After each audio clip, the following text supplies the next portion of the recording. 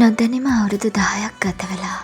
ඒත් ඔයාගේ මතකෙන් තාම මිදෙන්න බෑ මගේ අම්මේ. ජීවිතේ ජීවත් වෙන්න කොච්චර අමාරුද කියලා දැනෙන්නේ ඔයා ළඟ නැති අඩුව දැනෙද්දී අම්මේ.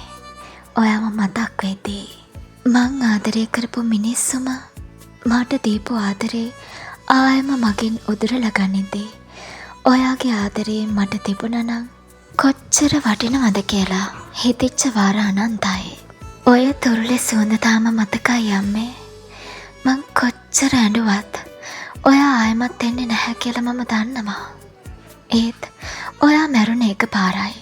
මම ඔයාව මතක් වෙන හැම තත්පරයකම මෙරි මෙරි උපදිනවා මගේ අම්මේ. ජීවිතේ හැම දෙයක්ම මට කියා දීලත් ඔයා නැතිව දරාගන්න විදිහ මට කියලා දුන්නේ නැත්තේ ඇයි අම්මේ? ආදරේ අම්මේ. ඔයාට නිවන් සුව වේවා. ලබන ආත්මිකදී දිවුලම සම්පත් පිරි